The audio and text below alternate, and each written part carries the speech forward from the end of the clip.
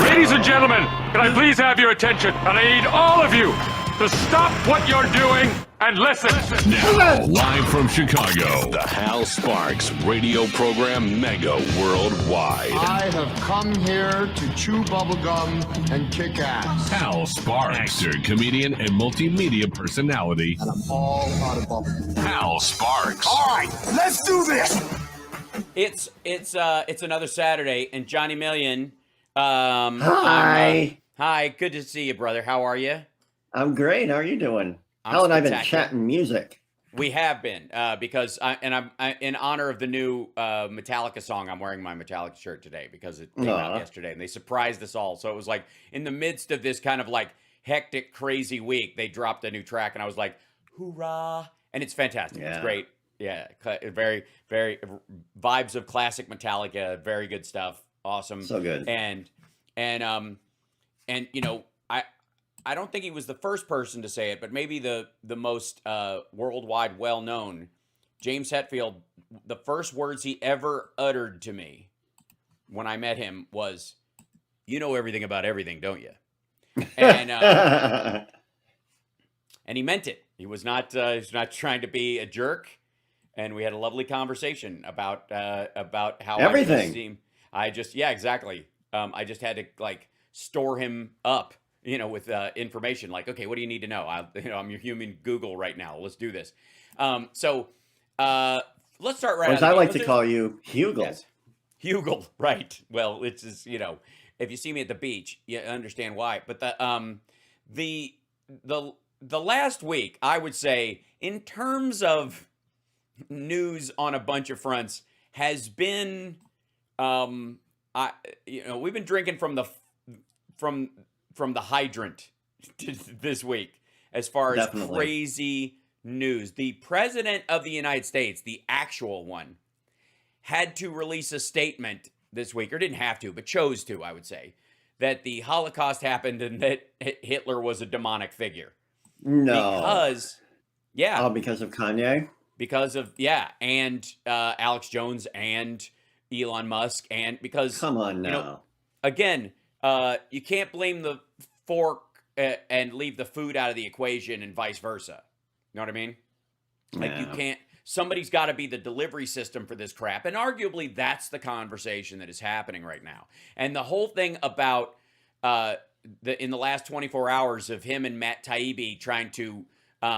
boost the Hunter Biden laptops, farce into something real, is really, quite frankly, damage control over the fact that he let Kanye back on and had to kick him off a second time. And that was because when I woke up this morning, that was the headline everywhere, and now it's morphed into like real headlines. Mm-hmm.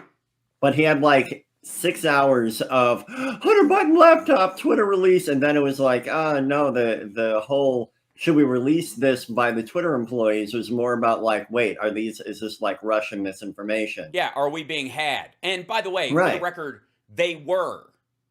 The whole reason why media companies, especially post 2016, are tapping the brakes on any breaking news of that kind of significance within 30 days of an election or 60 days of an election, depending on which outlet it is because they've learned that the October surprises, quite frankly, often turn out to be false. They turn out to be lies. And by the time they're vetted and have had it, they've already had an effect on the election. So the idea is that, look, if it was going to come out, it would have come out to some degree. There are no real October surprises, especially in the case of the alleged Hunter Biden laptop, which, by the way, for the record, does not exist, is a hard drive that was purchased by Rudy Giuliani in Ukraine from Russians to be brought over here to undermine what Biden, what Trump thought was his most feared rival. He was hoping they could destroy him before he decided to run or scare him away from running, because when they ran their own internal polls, the one that wrecked Trump every time, interestingly enough, was Biden. Imagine that. Yeah, because there's a lot of people who are okay with him. And he needed to run against Elizabeth Warren or Bernie Sanders. He thought those were his safe bets. He could create some sort of just commie narrative, and that would guarantee him across the finish, right across the finish line. And it arguably did. It would have. He knew that. That's how it polled. But Biden scared the fertilizer out of him. And yeah, so they were he couldn't trying beat to, a centrist. right, and he knew this, and so they're like, maybe we can kill it in the crib, which is what how Steve Bannon talks about the Democratic Party. He talks about the Biden administration and talked about the campaign as well. So the story itself was garbage, but the idea was you drop it when I think Giuliani had the hard drive, the copy of the copy of the copy of the copy of the hard drive in December, January 2019 into 2020 at the latest, and held on to it until late August with the idea that that's when they were going to really, start releasing stuff. Wouldn't release the hard drive itself, would only release printouts, which, by the way, anybody want to take a printout of an email to a bank or a government office and say, I have proof that something happened? Does anyone think that would work? I feel dicey taking printouts of emails to try to get into a concert. Right. Yeah, you have to bring it at least it's got a QR code on it, which is linked to a website. This is just, and Rudy had this thing, and I covered all of this stuff on his channel where he would go through what he had on it. It was always the same 9 documents. There was never more there. All the stuff that, that they've been throwing about because of Tony Bobulinski and stuff is Tony Bobulinski, a former, partner / employee. It's hard to parse out what his qualifications were at Isn't Tony Bobulinski like a character from the Welcome Back, Kotter? No, that's Vinny Barbarino you're thinking of. You're supposed to yes and me there. No, I'm not. No, I can't. Not considering my status on I love the 70s and I love the 80s. It can't be done. So you cannot undermine that future cash cow. I need to maintain my status. But rockin' and rollin' and whatnot. So give me drugs. Yeah, Mr. Carter. So, and by the way, for the rest of the show, if you want to speak, you have to lift your arm up really high and go, oh. That's yeah, right, yeah. And by the way, that is not Rorschach from The Watchmen. That's Horseshack, and it's completely different. You're going to screw that up too, aren't you? Anyways, so the story about, that they bared out on all this stuff is garbage, and I'm sorry, but I'm not going to take printouts of alleged text between two people on paper held up to a camera as serious. I'm an adult. It is 2022. I'm going to need metadata. It's not hard to come by if you have the actual files. And if you have the actual files and the metadata, if you can't show me or won't show me the metadata, then I know it's a problem. Then I know the chat seems to think you're too quiet. I'm too quiet. I agree. That's always true. How about that? That's better. I think when I fixed my audio before. But anyways, hi chat room. Welcome. So needless to say, I've covered, there is no Hunter Biden laptop. I've covered this many, many times. Nobody will at me. Nobody. I've called out everybody in this. And I will see people go and attack other people, but they only attack the people who say there was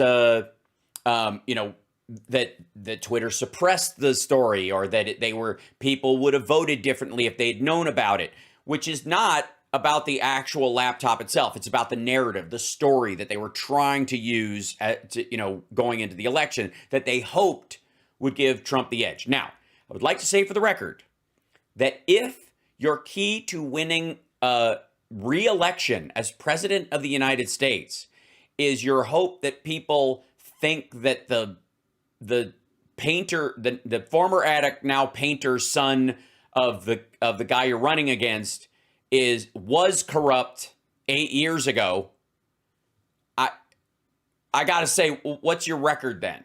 What's the last 4 years been like? If you're running against that, you know what I mean? Hypocrisy is not a surprise at this point.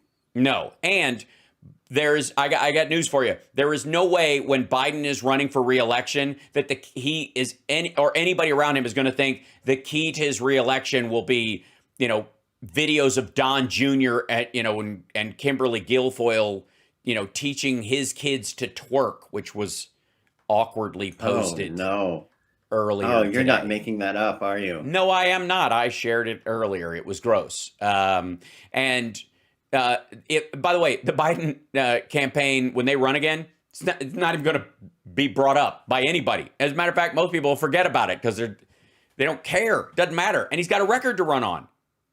That was the problem. The biggest problem Trump had in 2020 election was he had nothing to run on.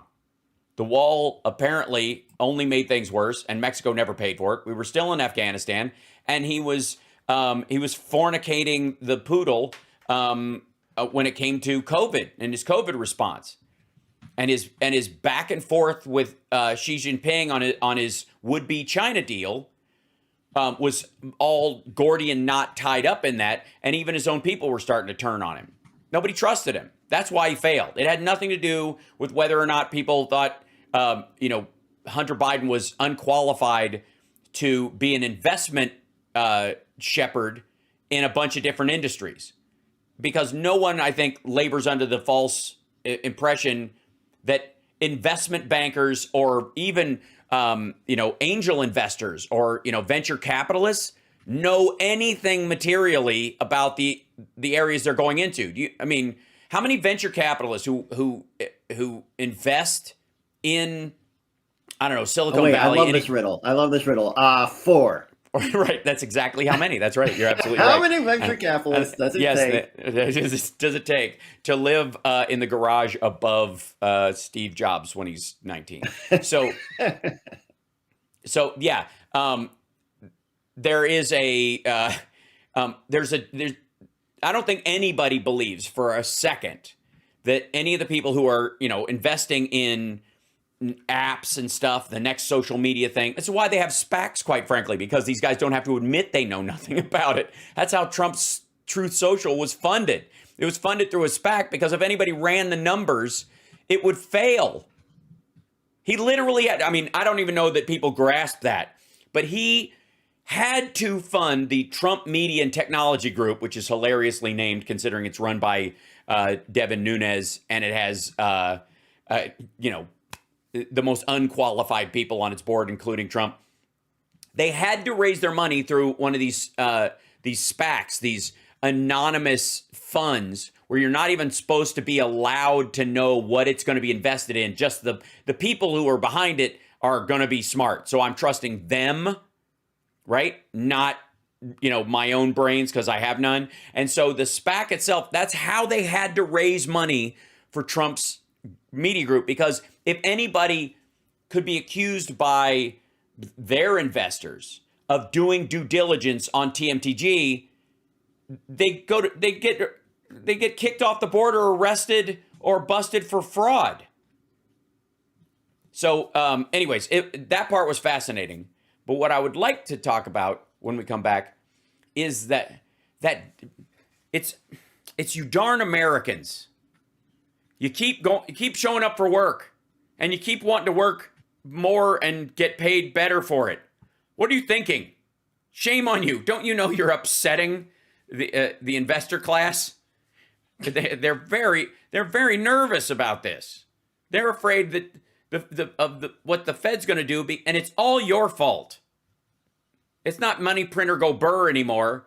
It's worker go vroom vroom, and you're blowing it, America. Quit it. We'll be back right after this. I'll explain why. It's the Hal Sparks radio program, mega worldwide, now with 100% more Johnny Million. Follow him on Twitter for as long as it lasts. I'm at Hal Sparks. We'll be back right after this.